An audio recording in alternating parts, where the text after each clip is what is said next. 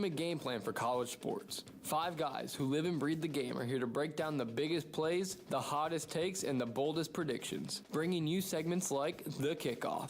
Jalen Walker, I think, in my personal opinion, could wind up being the very best. And introducing 3 new segments like the Peach Slate, talking all things Georgia. Walk the Line, breaking down the crucial overs and unders of the weekend. And Playbook Picks, where we make our predictions for this weekend's games. And to end it all off, a signature segment of Who's That Campus Legend. The first hint is this player went to UNC. It's obviously Drake May. Dude, it's Michael Jordan. This is The Playbook on Wolf Sports Network. Ladies and gentlemen, what is going on? Welcome back to The Playbook. I'm joined by an amazing cast around the table. Jackson Bulls, Michael Miller today. We don't have an Aiden Navy today. I don't know where he's at, but it's all right. And we got Brandon Dyer. Now, this is our last episode before Thanksgiving break. We come back, we have one more, but we do have content dropping all next week. But we're going to have a great episode for you today. You know, a little bit of a Thanksgiving edition. Jackson, how are we feeling today?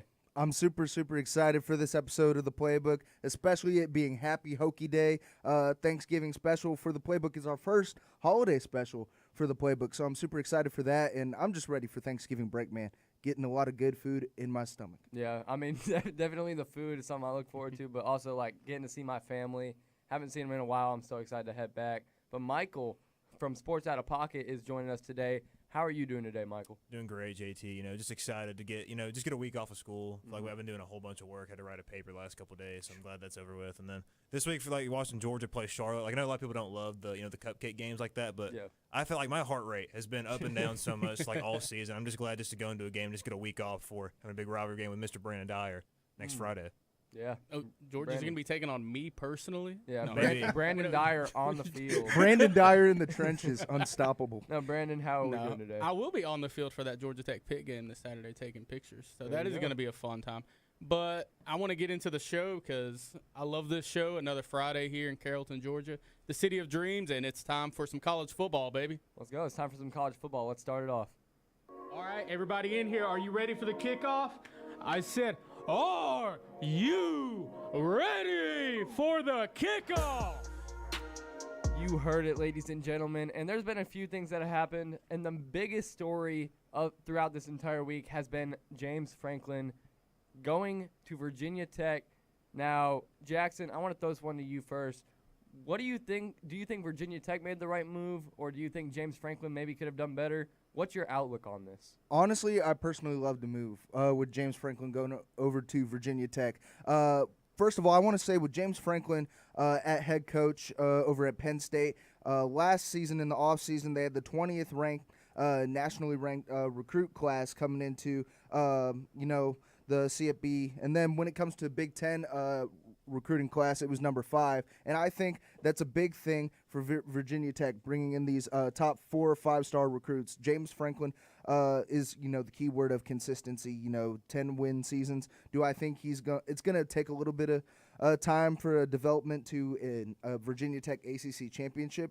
But I personally love the move, and I'm glad to see James Franklin back in a head coach position. So I think this is going to be a breath of new life for Virginia Tech and their fans. I think that James Franklin made a really good decision going to Virginia Tech, taking a pretty safe job. I don't think Virginia Tech's planning on winning national championships. I don't think they're planning on winning ACC championships, maybe contend for stuff. But I think that Virginia Tech will just be fine with whatever James Franklin was doing over there at Penn State, and that was just 10-2 every season. Yeah. But there's a breath of new life for Virginia Tech over there and their fans after a little bit of a downward spiral with Brent Pry. There you go. Yeah, I mean, Georgia Tech on his mind. Yeah, but Michael, do you think that James Franklin could have chose a better place, or do you think that Virginia Tech is that perfect fit for him? I think it's a really good fit for both sides just because you're coming from a place where, he was winning a lot of games. Like, I was at Penn State having a lot of success, making the college football playoff last year, won a Big Ten championship. But he got fired because of the expectation level because he wasn't reaching it. I think it's good for him to kind of go reset at a program where, like Brandon's saying, Virginia Tech is good enough to make a college football playoff. Right. Like with him, they're probably going to be a college football playoff contender every year, probably not a national title contender. But they can definitely win the ACC on a year-in, year-out basis. I will say, though, it boggles my mind that Auburn did not, pursue this more. Auburn's been a program that's been basically circling the drain since Gus Malzahn left, and this was their opportunity to get like, a bona fide 9 to 10 win season every year. I just don't get it. I would have hated if James Franklin would have went up. I would have hated it from his standpoint because you're going to the SEC. There's high expectations still right there. I don't think that gives you really time to breathe as a coach because you're going straight from one animal in the Big Ten to another animal in Auburn. Yeah, I mean, that is pretty good. I think that this is a perfect fit for James Franklin as well. I do think that he maybe could have went for one of those higher programs like LSU, some of those places Like that a Florida? Yeah, like a Florida. Like Florida has a talented roster. I thought that James Franklin going to Florida would have been a perfect fit. But I love this for Virginia Tech. I think they got a guy that can consistently get you those 10 wins. We saw it in Penn State. We're probably going to see that in Virginia Tech. Like Jackson mentioned, top 20 in recruiting class when James Franklin was And nationally, in not Penn State. just in the Power 4 schools, just nationally. Yeah, I will say James Franklin knows how to already recruit in Virginia. He's already getting big name recruits to go over to Penn State from Virginia. There's been 7 times in his Penn State tenure that he's gotten one of the top 3 recruits out of the state of Virginia. So it's a state that he's comfortable with, and I just love the move. Yeah, I really do like the move for both sides for sure. All right, and now Jackson, we're gonna talk about this Heisman race a little bit. There's some. It's been shaking up a little bit. We saw Fernando Mendoza kind of calling him falling down the rankings maybe a little bit. Give me your Heisman candidates right now. So according to BetMGM, Fernando Mendoza is still the number 1 ranked Heisman candidate over there. And then you have Julian Sayin, Marcel Reed, Diego Pavia, Gunnar Stockton, Haynes King, Jeremiah Love, Jeremiah Smith, and I actually love this guy. Has had a phenomenal season in the trenches for linebacker over at Texas Tech. Jacob Rodriguez, man. Oh, yeah. I'm super excited for him. And then Ty Simpson in Alabama after, that terrible loss to, Oklahoma. So who would be your Heisman favorite right now, Jackson? Probably Fernando Mendoza, and it sucks because he's been probably the most consistent quarterback nationally, not just in the Big Ten. But I'm talking about with Fernando Mendoza in the utilization of E.J. Williams Jr., Elijah Surratt over there, Omar Cooper. Omar Cooper is a big guy over there. When you have those weapons and a phenomenal head coach when calling your plays out there, and Kurt Signetti, perfect system for him. So probably Fernando Mendoza. It sucks my guy Bo Pribula is not there. Speedy recovery. Well wishes. Hope he has a happy Thanksgiving at home. But Fernando Mendoza for my number 1. Yeah, now, does this feel like a down year for the Heisman race? I mean, we saw last year, we saw plenty of great candidates. We saw Ashton Genty, Travis Hunter. We saw guys that were, very clearly at the top and better than the rest. Do we think this is a down year for the Heisman race? I don't think this is a down year for the Heisman race. Statistically, then you might be able to make a point there. But I think that doesn't – I don't think you can fully grasp what players mean to their teams just by looking at numbers. I think that Fernando Mendoza, yards-wise, looks absolutely terrible. He doesn't have a whole lot of yards this season, but he's been efficient with the football, and that's the kind of football that Indiana plays up there. So I feel like he's made an impact on that team that you can't deny. Well, he also mentioned a guy by the name of Haynes King who is getting up there in the Heisman race. The white Cam Newton. I know you really like. I know you really like Haynes King. Do you think he has a possibility by the end of the season to be in that Heisman candidate? It depends on what happens at Georgia. I think that is exactly what we are waiting to see and what type of game he puts up. And if he puts up a game like he did last year, I promise you he's probably going to wind up in New York. So, Brandon, that's what I was actually going to ask you. Who, at this moment, heading into, ahead of Week 12, Week 13, who are your 4 heading into New York? I am going to surprise probably all of you at this and say my top 2. The 2 best quarterbacks in college football, I believe, play in the state of Georgia, and that is Haynes King and that's Gunnar Stockton. I feel like when I think of Heisman, I think of I think of players that mean so much to their teams that team would not have the success that they have right now if that player wasn't there. And I feel like if you want that personified, that is absolutely Haynes King. Georgia Tech right now would probably be sitting they're probably a 5-win team right now if Haynes King isn't there. And I spent the whole entire season saying, you know what, there's more to this team than Haynes King. There's a whole lot of solid pieces. And I'm going to tell you, over the past 2 weeks, it does not look like this Georgia Tech team is anything other than Haynes King. And then I look over there at Georgia with Gunnar Stockton. Coming into the season, Gunnar Stockton had one career start, and that was against Notre Dame in the college football playoff last year. So I was hesitant to see what he had, or maybe see what he could do on the football field, simply because of the lack of experience. But I'm telling you, this guy is one of the best quarterbacks that I've seen roll through Georgia. Yeah, and I mean, I want to mention, you mentioned Gunnar Stockton as well. Michael, what can Gunnar Stockton do the rest of the season to end up in New York? Really just keep playing the way he has all year. I mean, like when we're talking about like these Heisman candidates, when you look at what the Heisman Trophy like represents, it's like who's the most important player to your team. I think Gunnar Stockton and Haynes King are both like just perfect embodiments of that. I think Haynes King is more of that just because he really does. They just run the whole offense through him. I think Georgia has other methods that you can go with, not just relying on Gunnar. But I think that his mobility this year has helped the run game get back to Georgia form. Last year we couldn't run the ball for anything. I think this year Gunnar has helped that get back to that level. And the biggest thing for me with Gunnar is that he's making so many big plays with his legs, but through the air, he's just making smart decisions. He's got 19 touchdowns with 4 picks. It was a breath of fresh air when Carson Beck's in here with 12 interceptions at this point last year. So just him protecting the football. And really the biggest thing for Gunnar is that he's not going to wow you with anything. Like he's got a good arm, but it's not elite. It's not Carson Beck's arm. He's not going to make all the big-time plays like that.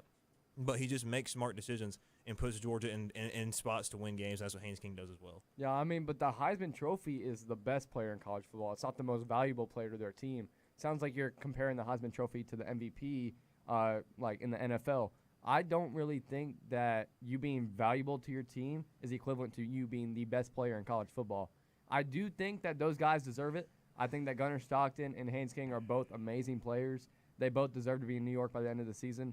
But I agree with Jackson. I think Fernando Mendoza is that guy. He is the number It's one laughable. quarterback. It's laughable here's because it's my- not the most highly contributed to your team. Saquon Barkley was the highest contributed player last season to his team. Did he win MVP? No. Heisman doesn't stand for most highly contributed, the most supported to your team, most important to your team. That's MIP. This is MVP. This is Heisman. This is the best player in all of college football, not the most important to Well, I your mean, I team. could argue but Fernando if we're gonna go off Mendoza of has that, though- benefited way more from his weapons around him than Gunnar Stockton or Haynes King has.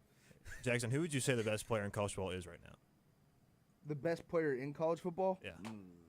I would argue if you're going to best player in college football at what he does, I'm going to go Jacob Rodriguez over there at 100%. Texas Tech. I feel like that's the best defensive player in the country by far.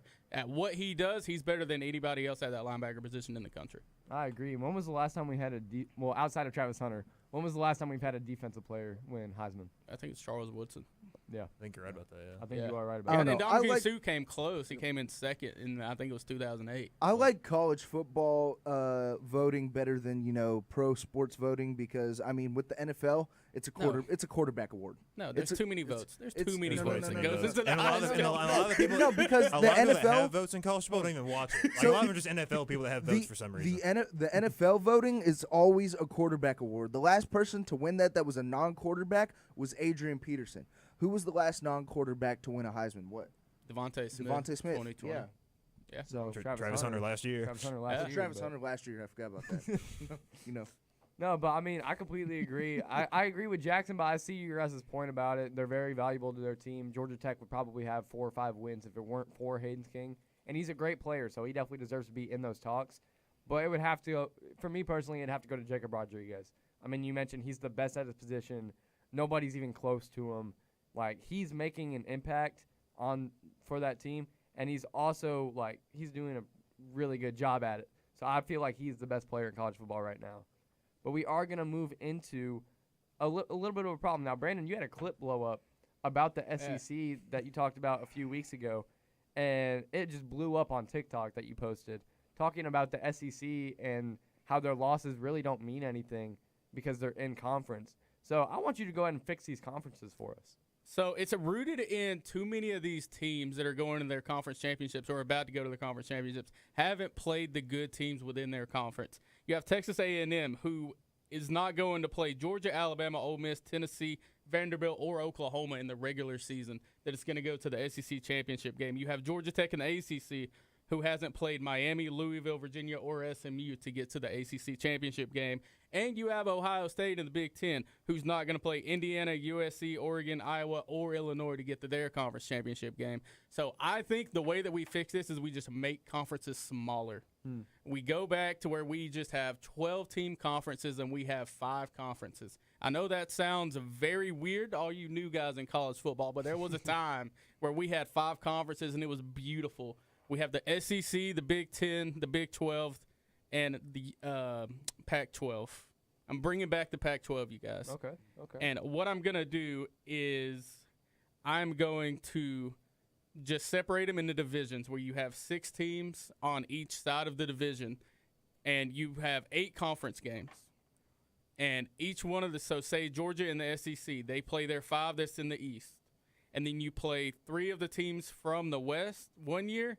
The other year, you play the other 3 teams from the West. It's almost like what they're doing now, but in reverse.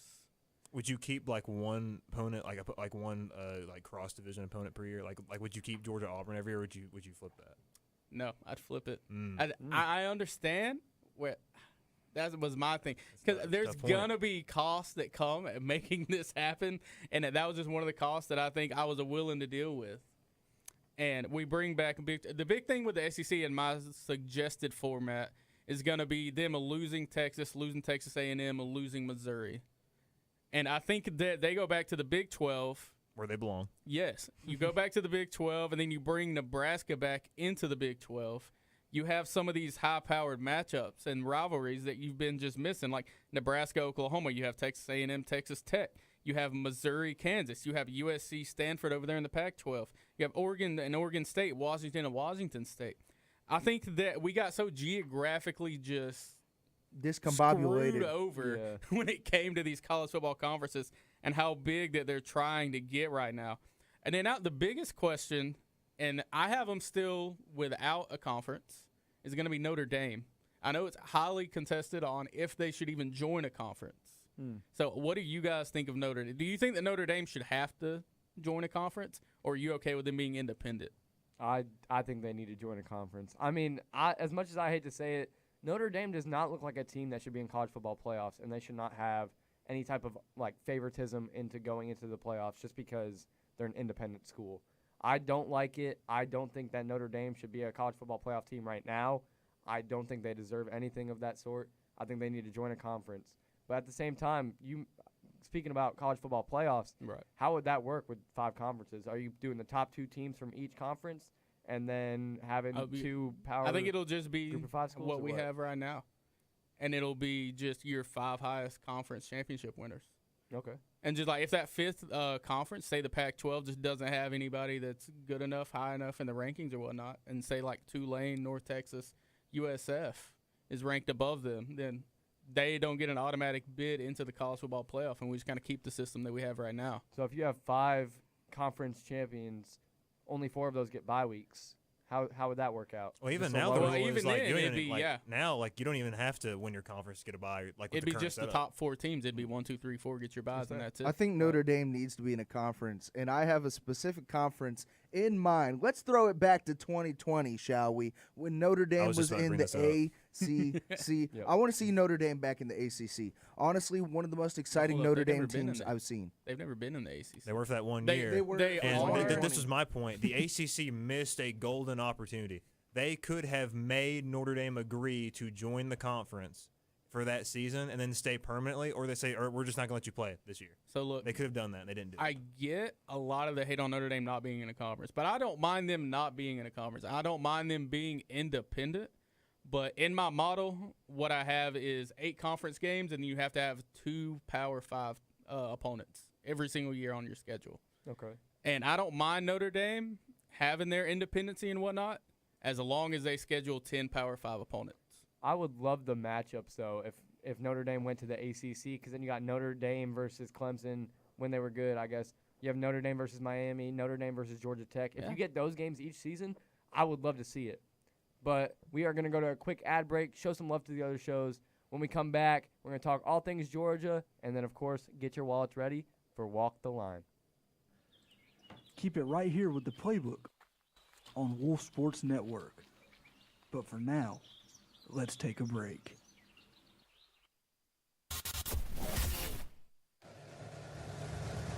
Us here at Wolf Sports Network are proud to bring you the best in live shows, What is going on, everybody? Welcome to Sports Out of Pocket. play-by-play, And that's been alley-oop here, dunking on them like they're tendies in some barbecue sauce.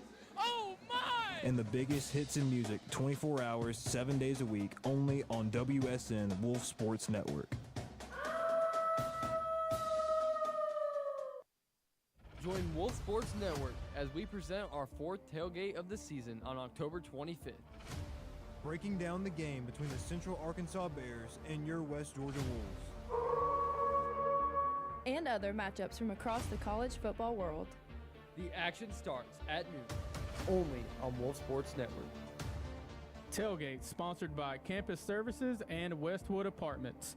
Campus Services, from dining, parking, IDs, or mail, visit the Momentum Center, Westwoods Apartments. 100% student living, flat rate utilities, no hidden fees. Hey, do you want to be part of Wolf Sports Network? Yeah! Well, I have some good news for you because you can join us. So if you want to learn more about this, go to wolfsportsnetwork.com and click WIT Sports Program. With becoming a WIT, you expand your knowledge in the sports radio world and join our ever-growing family. New face over there, you're not tripping. We got my guy JT over here shadowing the board. He's running through a WIT program right now. Brandon, how you feeling, baby? Welcome to I'm Sports feeling Back. great being on here for the first time. And we can't wait to meet you once you join us. Wolf Sports Network is back and will feature 3 live shows this fall. On Mondays and Thursdays at 6, Sports Pack has you covered with all breaking sports news at the University of West Georgia and the entire sports landscape. On Wednesdays at 6, Sports Out of Pocket is bringing the energy with zero chill, talking all the hot button issues in professional sports. And on Friday at noon, we get you ready for your college football weekend with the Playbook. You won't want to miss out on all the action this semester at Wolf Sports Network. From Athens to Atlanta, Statesboro to Macon. If college football is being played in the Peach State, we're all over it. This is the Peach Slate. You heard Jackson say it. This is the Peach Slate. And I want to start us off with the West Georgia Wolves, ending their season off strong, 8-3, with a 23-0 win against Utah Tech. Jackson, what did we see in this game? Honestly, I saw a lot of offensive firepower, something we hadn't seen from the Wolves and, that whole mid-stretch to the later half of the season, especially from the air raid attack with Davin Widener throwing over 200 yards. He kind of implemented himself in that game. I mean, from the North Al game where he had over 223 all-purpose yards to over 200 yards versus a really I would say struggling Utah Tech team, and we blew them out 23-0. In a completely amazing defensive battle from our guys over there. Unfortunately, we do have 26 people leaving the team with graduation, and then we have some key guys like Latrell Morrell, Courtney Kelly, Brody Ballew, a majority of our offensive line hitting the transfer portal this offseason. But with us doubling the win total from 24 to 25, I think it's going to bring in some great recruits. We were top 7 in the FCS when it came to recruitment class, and I think it's just going to even expand and get bigger from there. So I'm excited to see what happens with this West Georgia Wolves football team next season as an alumni. In the garden over there. So I'm gonna make sure to get to some games next season. There you go. And you mentioned the high-powered offense that West Georgia had in this game. I want to mention their defense, holding Utah Tech to zip absolutely nothing. Amazing game from our defense. We saw what we saw the first half of the season. We saw our defense being top 10 in all of FCS or something like that, and now. We saw a little bit of that going into this game. And so I'm really impressed with how our defense performed, forcing 5 turnovers. And Davin Winder, like you mentioned, great game from him. Did just enough to win a game 23-0 that we should have won. I mean, I like the game. I like the score. I think that West Georgia performed. Latrell Morrell, 101 yards on the ground, averaging 5 yards a carry. TJ Lester, 2.6 yards a carry. Overall, great game. Great team effort. Brandon, what we see? It was a team. This season can be chalked up as just kind of like a team of streaks. So we started out the season 5-0, then we lose 3 in a row, and then we end the season by winning 3 in a row. So I think that just getting that confidence, winning those last 3 games, I think puts a whole lot of momentum going on into next season, and we'll see where it goes with Joel Taylor moving forward. Yeah, now some point in that game, there was a really weird West Georgia drive. Oh, yeah. That there was two times. We were driving down, and we had the ball at around. We were about to punt on our own 40, and punt goes off. There's a flag that happens, and it's a roughing the kicker call. We're like, oh, okay, so yeah. Now we just get the ball back. We get the first down, and we go 3 plays later. They stop us, 4th down again. And then we go to punt the ball. Another roughing the punter call called on Utah Tech. So they were practically just kind of giving us yards the entire game for that. 9 penalties for 55 yards on penalties. And I think that put Utah Tech behind, and we seen on that drive, it was capped off by a touchdown, the only passing touchdown that Davin Widener had in that game. Yeah, it was an unbelievable drive. Watching that live just from the sidelines was unreal to see that. I talked to the punter after the game, and I was like, dude, you were the MVP of that entire drive, because it was a 4th and 6 that they had to punt the ball, and then there was a 4th and 15 that they had to punt the ball. And both times he took the hit and put his body on the line to give us better position to then go down, score a touchdown, take the lead by 23. Just an amazing game overall by these West Georgia Wolves. And now going into our next game, Kennesaw State versus Jacksonville State. I was looking forward to this one all week. Kennesaw State does fall 26-35. Joey, what we see in this game? Man, yeah, it was a rough one for Kennesaw. I got to watch it happen. I didn't get to go out there because we had our own game going on, but watch it on my phone. Man, it was rough seeing it because they had 4 turnovers, I believe, and 3 of which came from the quarterback getting intercepted. Yeah. And the only other turnover was a fumble on a punt. And it was a rough game for them. It just did not go well, but the winning streak had to come to an end at some point. But if anything, I think this might have been the right game to drop. Because I feel like now you have the anger behind the team of wanting to win out the rest of the season and get that rematch against Jacksonville State in the conference championship and then go bowling afterwards. I think this, crazily, may be a good thing for them. I do like that. And, I mean, their next 2 matchups are Missouri State and Liberty, which are 2 teams that have kind of been on the struggle bus so far this season. So I agree with you. I do think Jacksonville State was the right team to drop this 3rd game to. Overall, still a great season from Kennesaw State that we've seen so far.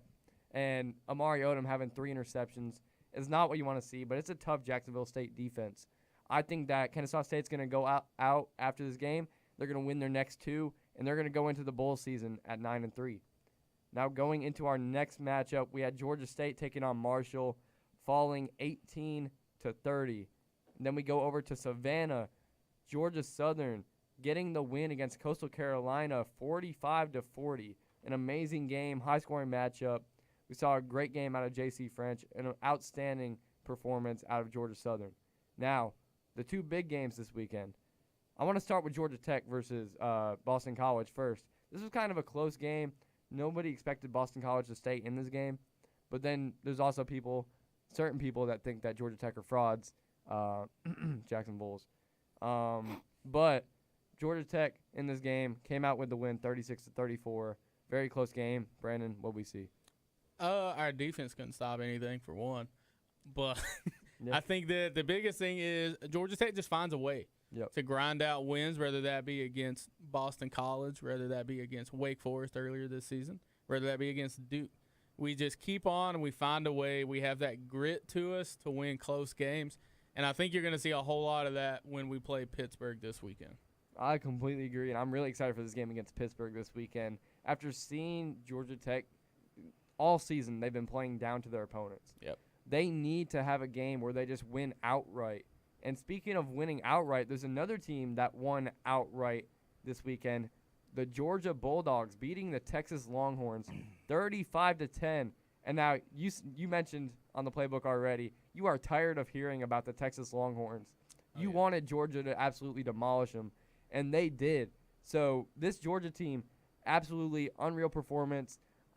I was tired of stressing about them. I was tired. I know Michael Miller over there, he was on the show earlier. I know he was stressing about them. But we finally have a great win under our belt against a top team in college football. Jackson, you got to say something? Phenomenal offensive and defensive performance from the Georgia Bulldogs. Gunnar Stockton having over 250 all-purpose yards. The amazing connections to London Humphreys. I mean, Michael Miller was telling me stories about that night in Athens, and he told me that he wanted to relive it over and over again. In Texas, a lot of people had a lot of faith in that defense heading into that game. I wouldn't say a lot of faith. I would say had a good bit of faith, and unfortunately that faith fell out for the Texas Longhorns. And time's running out. I think it's just too much inconsistencies, and considering that Texas was a SEC favorite heading into this season, just absolutely disappointing for Texas fans, Texas students, and everybody out there in the good old state of Texas. Man, I'm with Brandon. I'm so happy we don't have to talk about Texas. Yeah. Dude, if anything, this game should show Texas they need to go back home to the Big 12 where they can actually face some teams they can keep up with. Yeah. Because I am tired. They are not a serious team. They are not supposed to be in the SEC. If you can't even put up more of a fight than Kentucky, get out of the SEC. That is actually absolutely true. I mean, that's a great point, Joey. Yeah, Kentucky. I have words to say about that, but that's for another day. That is for another day. And we are now going to transition into Walk the Line Thanksgiving edition. There is no way Carson Beck is throwing for 240 this game. Are you kidding me? This is a cakewalk for him. I'm hitting the over. Walk the line. Now, some people might say, oh, yeah, family is the best thing about Thanksgiving. Some people might say, oh, yeah, I get to watch football. But there's also food involved. And so we all have a special Walk the Line for Thanksgiving-related stuff. Brandon, I'm going to start with you. So I'm going to start with one of the most putrid dishes I've ever graced my eyes upon, and that is deviled eggs. Everything about this is absolutely disgusting. As a kid, I seen deviled eggs for the first time, and I was like, I'm not really an egg guy. I thought it was just a hard-boiled egg. And then I learned how deviled eggs are made, and that made it even more disgusting. I hate the process of what happens with deviled eggs, y'all. But what do you guys think are the over-under on the amount of deviled eggs that you guys are going to get? Because mine's going to be 0. Ooh. Like 6 or 7. I mean, I love deviled eggs. Crazy. Honestly, when I was younger, I hated deviled eggs. I just didn't really like eggs in general. But then, like, when you put like the paprika stuff in and the pepper stuff on top of the eggs, and like the creamy the creamy part of the yolk when you cut it open and just eat it, I would say I'm legitimately saying 6 or 7 because I actually love deviled eggs. Do I think it takes over like main dishes? Like people are overhyping it like that? No, it's a great side dish. I wouldn't say it overtakes main dishes. So like 6 or 7. I'm probably going like 10, 12. I'll be honest. I love deviled eggs too. If you give me an entire tray of 30 deviled eggs, if nobody else is touching them, I will eat the entire thing. Y'all are disgusting. I will 100% eat the entire. I will eat the entire tray of deviled eggs. But I have a big family, so I'm gonna say 8. Just because I stand by that deviled egg thing, and I'm just picking them up, and I'm taking them. So according to my calculations, the line is 8.5 deviled eggs. Yeah. Well, I'm taking the over. Between all 3 of y'all? I'm taking the over. Oh, yeah, between all, y'all are taking, I think I can do it alone. I'm eating more than 8.5. Yeah, 100%. Joey, give us your line. All right, my line for today. How many slices of pie are you going to eat? What kind of pie? Any pie. Any kind. Any pie here, I think, qualifies as pie. pie. Any pie here qualifies. Because I know for me, my mom makes insane chocolate pie, and then my grandma brings her apple pie, and my aunt brings her pecan pie. So listen, if I go to 2 Thanksgivings, do I have to add up the numbers on these? I think it should be one Thanksgiving. Per Thanksgiving. Per Thanksgiving. Okay, per Thanksgiving average, okay. Yep. I think for me, my line is going to be at 1.5. I think that's a pretty solid line. I get so filled up on the actual food that I don't really go for the dessert too much after.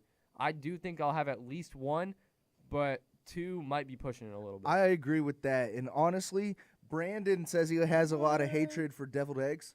I have a lot of hatred for pecan pie, however people want to pronounce it. You're crazy. I don't like. How'd you say that? It's a northern thing. Pecan.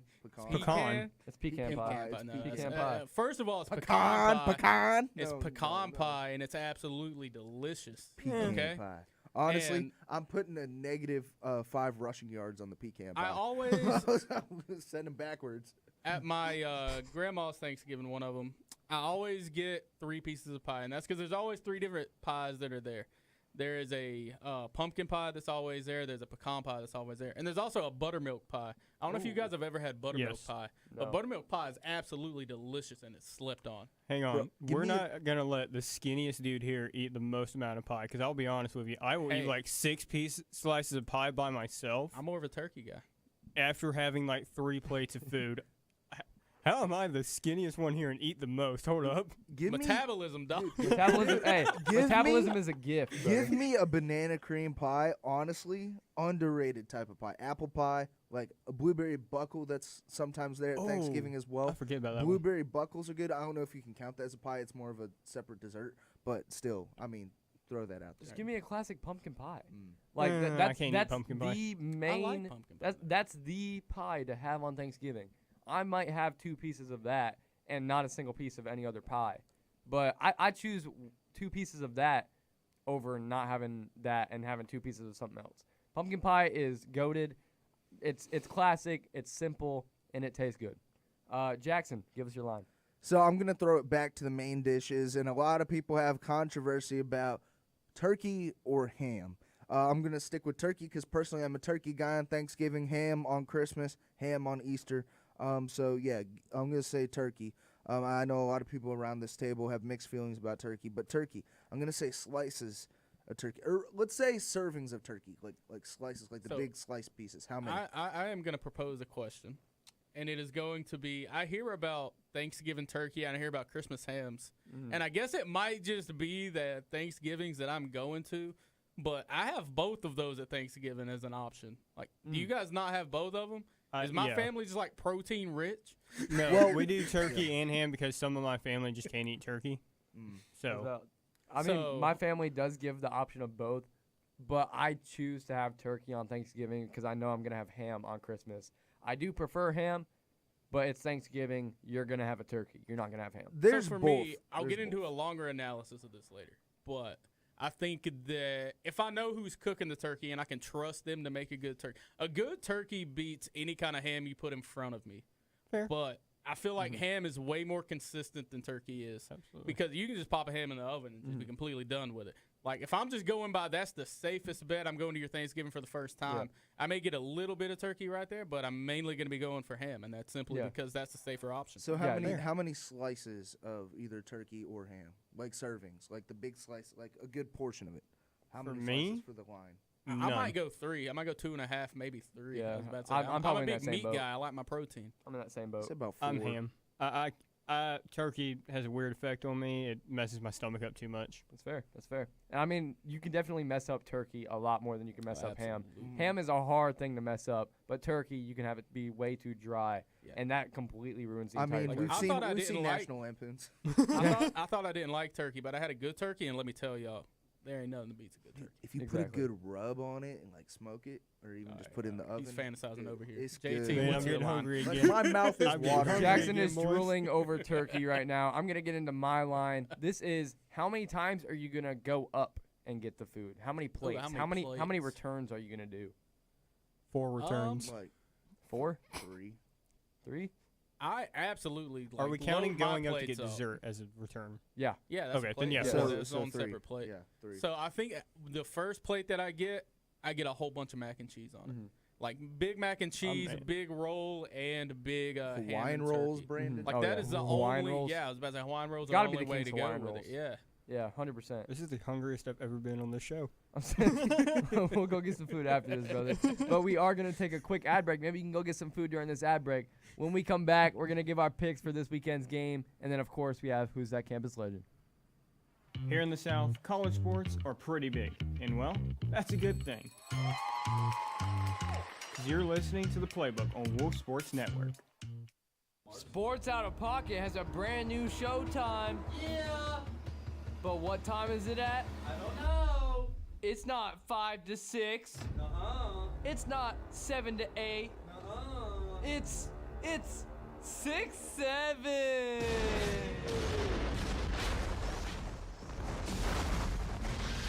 Wolf Sports Network.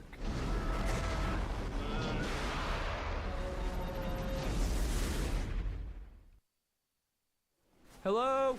Can anybody hear me? I can't see anything. It's like a snowstorm out here. JT, I need your help. What? Who goes there? I'm the ghost of Out of Pocket Past, Nah, bro. I don't mess with ghosts. but I need a sports fan that has zero chill. Well, now that you mentioned that, this is going to be Out of Pocket. Tune in to Season 6 of Sports Out of Pocket, Zero Chill, Wednesdays at 6 on Wolf Sports Network. It's time for Season 2 of the Playbook, and we're talking all things college football, putting together a better sophomore season than Tim Tebow in 2007. To the listeners and everybody at Wolf Nation, I promise you one thing. You will never see an on-air personality work as hard as I will for Season 2 of the Playbook, and we will make this show better than any college football radio show will ever be for Season 2 of the Playbook. Listen as we fulfill this promise, live, every Friday at noon. Eeny, meeny, miny, mo. Playbook picks.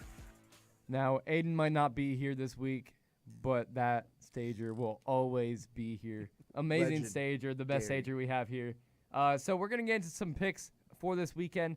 The first matchup that we're going to talk about is the BYU Cougars taking on the Cincinnati Bearcats. Brandon, I'm going to start with you on this one. So BYU needs to win this game to keep their Big 12 playoff hopes alive, or Big 12 championship hopes alive, There you and go. possibly playoff hopes.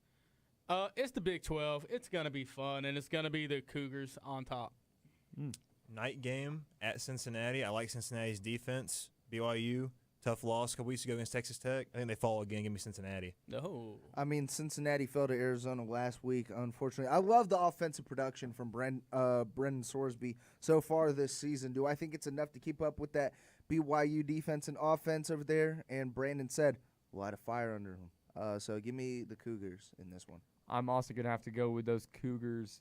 I love Bear Bachmeier. I think that he is a great quarterback. I think that BYU has a better run game than Cincinnati. I just think that BYU gets this game. There might be a little bit of a challenge. It is Big 12 football, but give me BYU in this one. In our next matchup, we have the Tennessee Volunteers taking on the Florida Gators. Now, this might seem like a blowout matchup, but it is an SEC matchup. Jackson, we're going to start with you. Tennessee, all the way. Unfortunately, I do have to say that as a Kentucky fan, but Tennessee, all the way. I'm going to keep it short because, I mean, we talk about Florida every week. We talk about their inconsistencies, and I think it's going to catch up with them in this game versus the Tennessee Volunteers. So give me Tennessee. It all depends on what Florida we get. If we get the Florida that wants to show up and play like they did against Georgia and like they did last week against Ole Miss, then I think Florida wins this game.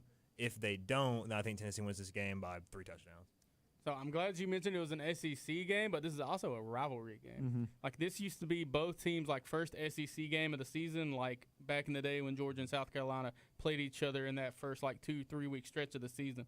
Florida looked awful last week against Kentucky, and I think they look awful again in the Swamp tomorrow. I got the Volunteers coming out on top here. I like how you mentioned they're playing in the Swamp, and it's also a night game in the SEC, and they are rivals. I think we're going to see the side of Florida that we saw against Georgia. I think that this is going to be a great game for these Florida Gators. I do think they get the upset here. I think that they knock off Tennessee. Going into our next matchup, we have the Louisville Cardinals. Oh, yeah. There we go. Gator chomp right there. Now we got the Louisville Cardinals taking on the SMU Mustangs. Brandon, I'm going to start with you on this one. So it's been a chaotic season in the ACC, if you haven't heard. And SMU still has a chance to make the ACC championship, believe it or not. They've looked good in a win against Miami, Clemson, and a dominant win over Boston College last week. Louisville's coming off of 2 straight losses after they looked like one of the ACC contenders. I think the Mustangs get the job done this weekend because I think they just have more momentum heading into the game. I mean, the ACC is so chaotic. I mean, I really have no idea what to do with this game, honestly. Because I would not be shocked if any outcome of this game, blowout either way, close game either way, it would not shock me one bit. I'm going to lean SMU because they played well against Miami. They're at home for this game, and I trust Rhett Lashley more. So give me SMU. ACC has a lot of chaos, and it's an in-conference matchup between SMU and Louisville. I think it's all about momentum. Louisville's on a 2-game losing streak. SMU completely dominated Boston College, something Georgia Tech couldn't do. So, I mean, but give me the SMU Mustangs going to ride all over those Louisville Redbirds. Cardinals. Yeah, I mean, I love Kevin Jennings. I think that he's one of the best quarterbacks in all of college football. Don't get me wrong, Louisville is a great team. I just don't think they have what it takes to take on a tough SMU team who I think will make the ACC championship game because we're going to see Georgia Tech taking on Pittsburgh this weekend. I feel like Pittsburgh's going to lose that game. And then all we need is either Virginia or Georgia Tech to lose. Virginia or Georgia Tech to lose at some point rest of the season. Georgia Tech plays Georgia. I could very well see that happening. That'll be an SEC game. I was about to say, that's not an ACC game, so that won't matter standings-wise. You're right. So, yeah, Georgia Tech just has to get past Pitt this week. I could very well see SMU sneaking into the college football playoffs even. I feel like they have a good shot of winning out, and I think it starts this week against Louisville. Now, going into our next matchup, we have, which we just talked about, the Pittsburgh Panthers taking on the Georgia Tech Yellow Jackets. Jackson, I'm going to start with you on this one. So this is a really tough one for me, another ACC conference matchup. And Brandon said, scrappy and grit to describe Georgia Tech's wins. Scrappy and grit doesn't always equivalent to dominance. And I'm not saying Pitt has been dominant all season. I mean, they just came off a 22-point loss to Notre Dame last week. But it's going to be a really close game. I think it's going to be a hard-fought battle. Honestly, I can see this being a lower-scoring game, but give me Pitt slightly by a field goal. I've gone back and forth all week. Last week watching Georgia Tech play Boston College, I was like, there's no way this team beats Pitt next week. But this game is at Bobby Dodd Stadium. I think it's going to be the best environment that stadium has seen in quite some time. It's already a sellout. It's so tough because I feel like, and we've talked about today, Georgia Tech plays to their competition a lot. They play they play down when they play bad teams. They play really good when they play good teams. I just don't think I have enough in front of me to say I can trust this Tech defense to stop Pitt through the air. I'm going to lean Pitt slightly, but I wouldn't be shocked either way. So Georgia Tech has looked real shaky over the past 2 weeks. I will give you all that. But Pitt looked shaky last week against Notre Dame, and I think I wanted them to. I think for the first time I've ever wanted a team to lose more than Georgia than I did last weekend when Pittsburgh played Notre Dame. Because Pat Narduzzi, the head coach, with that, I don't care if we lose by 100 comment. I've said it 2-3 times on shows before on here. But Pat Narduzzi, I hope that your coaching career just moves all downhill from here after this game. And you're going to be running to a rambling wreck from Georgia Tech when you walk into Atlanta at Bobby Dodd Stadium this weekend. And it's going to be a hell of a win for these Yellow Jackets. I do think that the Yellow Jackets get it done as well. I think Haynes King is going to have a tough matchup against a very, very good Pitt defense, especially on the ground. They've been really good at stopping the run all season, and that's Haynes King's forte. But I do think that Georgia Tech, I will agree to say they are no longer frauds if they can win this one by at least a touchdown. I think that Georgia Tech is a very solid team. They haven't played too many good teams so far this season, which is why I do think they're somewhat of frauds. But if they can handle the Pittsburgh Panthers pretty well this week, I would say they're no longer frauds and they deserve a playoff spot. So give me Georgia Tech. Now going into our next matchup, we have the Missouri Tigers without Bo Pribula versus the Oklahoma Sooners, who got John Mateer back, and he's looking like another Heisman candidate. Maybe he's looking like how he did before the injury. Brandon, I'm going to start with you. So I talked earlier this season and mentioned an independent city series with Missouri, Auburn, and Oklahoma as being must-watch football. And first 2 games of that was Missouri taking on Auburn. Missouri got the win. It was Oklahoma taking on Auburn. Oklahoma got the win. So now we get to see who is going to be the first ever independent city crown winner for college football. And I think that it's going to wind up being Oklahoma this year because Bo Pribula is probably not going to play. Yeah. I think that I think these teams are way more similar than people think they are. Missouri has a phenomenal pass rush. Like they have a very good front seven. I think they'll make a lot of plays and they'll make John Mateer a little uncomfortable. And even when John Mateer's been healthy, he's been playing really good. Oklahoma offensively, they haven't really been the fireworks show by any means. So they haven't been putting up a ton of points each and every week. I think they will win the game. I think it'll be low scoring, probably like a 24-10 type win for Oklahoma. When it comes to Mizzou versus Oklahoma, Mizzou no Bo. Honestly, they haven't looked the same since before Bo Preview's injury. But then you could say the same about Oklahoma up until last week when Oklahoma had a very streaky win versus a very, very, very tough Alabama team. But give me Oklahoma in this one. I think by at least 10 points. I'm going to say 30-20. Now, I really want to be the lone wolf, but I'm not going to do it. Give me Oklahoma in this one. John Mateer is looking really, really good. Oklahoma still has one of the top defenses in all of college football, 4th-ranked rushing defense in college football, going against a tough Missouri rushing offense that they've had to rely on a lot more recently since Bo Pribula went down. But I do think that Oklahoma's defense is strong enough to win this game outright. This is going to be a low-scoring game, like Michael mentioned. Give me Oklahoma. Now, going into our last matchup of the week, we have the USC Trojans taking on the Oregon Ducks. And, Brandon, I'm going to start with you on this one. So I've talked about all season about this USC offense and how much of a fan I am of them. And you have on the other side of that, Oregon, who's going to need to win this game to stay alive in the college football playoff. I think this is going to be a high-scoring, electric game for both of them. But you guys know what starts tomorrow? Duck hunting season. Duck hunting season starts tomorrow. And these ducks, instead of a shotgun, they're going to catch a sword. And it's going to be in Eugene, Oregon. I have the USC Trojans ending the Oregon Ducks playoff run. I think you're going to know which way this game is going at halftime. Because I think if this game is like what Brandon's saying, if it is a high-scoring football game, I like USC in this game. Because I don't think Oregon's built to win games like that. But the opposite, if this game is low-scoring, if Oregon can play ball control football and just run the ball, USC's not going to be able to hang with them at all. I think Oregon would blow them out in that situation. So I think this is either going to be a really close win for USC or a dominant win for Oregon. I'm going to lean with Oregon. I think Oregon gets it done. I think it's a low-scoring game, but I think Oregon dominates USC in the second half. Maeva versus Dante Moore. I think it's going to be a very, very close game.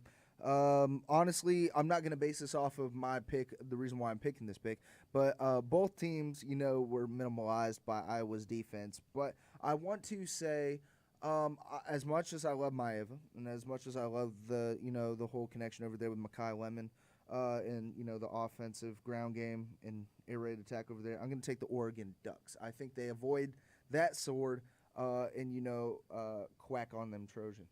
I love how you mentioned that tomorrow starts duck hunting season, but I don't think it is going to start tomorrow. I think it's going to start the day after tomorrow. Give me the Oregon Ducks to win this one. Dante Moore's going to have a great game. I think that they're going to be able to do just enough to squeak by USC. I still think Oregon is a top 5 team in the country, and I think they very well have what it takes to beat the tough USC team. Now, we're going to go into who's that campus legend. Bo Jackson, Herschel Walker, Reggie Bush, Cam Newton, Johnny Manziel. What do these guys have in common? All these players know what it's like to be a campus legend. You heard it, ladies and gentlemen, and we are going to start with Mr. Michael Miller. All right. So you guys are remind me of the order of these things. It's college first, right? College first. Okay. South Carolina. You're playing. South Carolina. Hold on. Is Jackson locking in? Are you logging in, Jackson, or Okay. no? If you're not, you got to move on to the position. All right. Quarterback. Wait I'm a walking minute. in. I'm walking in. He's locking in. I'm walking in.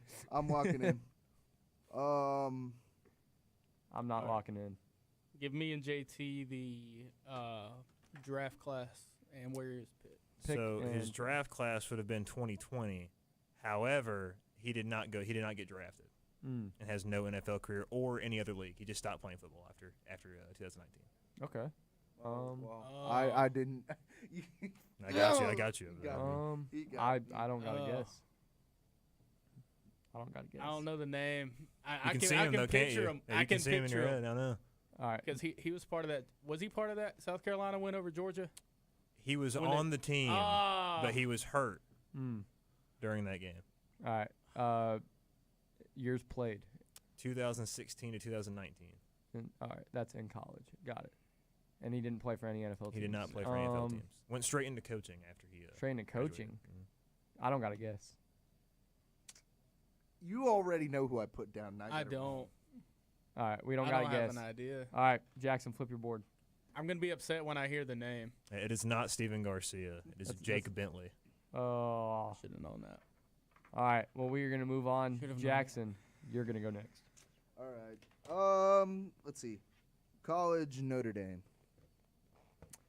Position. Quarterback. Notre Dame quarterback. Ooh. I'm not going to Draft. Yeah, pick and year. He was drafted in 2021, 133rd overall. I'm locking in. Oh. Oh, I know it. Why am I forgetting his name? They're locking in.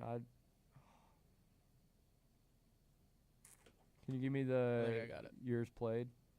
21. That was the only That year? was the only year. That's it. Oh, wait. All right. I have an idea, so I'm trying to get as many points as possible here. Actually, no. Give me the teams. New Orleans. Dang it! I should have locked in. I'm not going to lie to you. I don't know what team this guy played for. I think this might be. Okay. Oh, you want to flip? Yo, flip them. Ian Book. Ian Book. It is Ian Book. It is Let's Ian go. So, Michael, you locked in for. Oh wait, you get points for Aiden this week. What'd you lock in for? It was after draft year. I locked in for 3. All right, Brandon, you're up. I went to the University of Georgia. I'm walking. No. Putting pressure on me, Brandon. He was a linebacker. Could be anybody.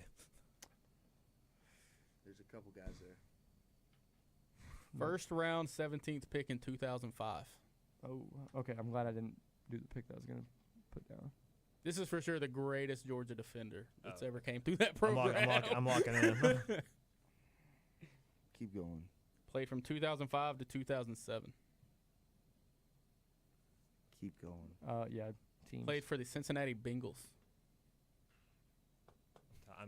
But he just did not have a career in the. Oh, did you NFL. not like it, Michael?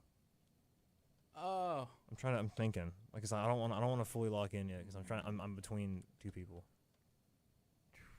I don't got one. This hurts. Yeah. I don't got to guess. I don't know. You locking in? Yeah, I'll lock in, but I'm not. all right. He's locking in, guys. I don't feel phenomenal about it. Hold on. I'm putting it out there. Hey, as long as you put a name down. I don't know. This guy I don't think definitely I'm did right not on play I don't think I'm right on the linebacker, but years. And we are locked. Flip the board. All right, flip the board. Well, he didn't even play We have linebacker. Brandon He Boss. didn't- I didn't even hear it. He didn't play. He didn't play. Champ Yeah, he didn't play Bailey's a linebacker. quarterback. Though. Yeah, Probably I wasn't thinking. Yeah. the second greatest defender in Georgia history, but the first is David Pollock. Yeah, That's what I was. Yeah. Yeah, I wouldn't have got that. All right, I'm up last. The college, BYU. Any guesses? Any locking? Any locking? There's two guys I know. All right, quarterback. Oh, dude, me and Aiden were going through this the other day. I think it was me and Aiden. Oh, There's no. two guys I'm thinking of. Keep going. Undrafted in 2017. Undrafted BYU guy, 2017. You know what? I'm going to go with him. I'm going to roll with it. Brandon locking in for 3. No, keep going. Keep going. I'm not going to walk in yet. He still plays in the NFL. Oh, I think I got it. I did get it. Keep going. I think I got it. Just keep going. The teams he played for, he signed with the Packers as an undrafted free agent, and he now plays for the Saints. Hail Mary legend. What a goat. I remember when he came into And you that said he game now against plays Nebraska. for the I can Saints? see that play. I know the play you're talking He now about. but I have plays for no the i- Saints. Like, I can tell you the starting quarterback that he came in for is Taysom Mangum. Any guesses? I'll lock in. It's not right. Locking in, locking I'm in. locking in, but this is definitely not right. All right, go ahead and flip them. Brett Hundley? Wrong. To take the lead. Correct. Brandon takes the lead. Wow. All right. Thank you guys so much for listening to this episode of the Playbook. I'm your host, JT Groves, joined by Jackson Voles, Michael Miller, and Brandon Dyer, and Joey. Shout out Joey for running the TriCaster as well. Hope you guys have a great Thanksgiving. We won't see you guys next week, but we're going to drop content all week. We will see you guys the week after. Deuces.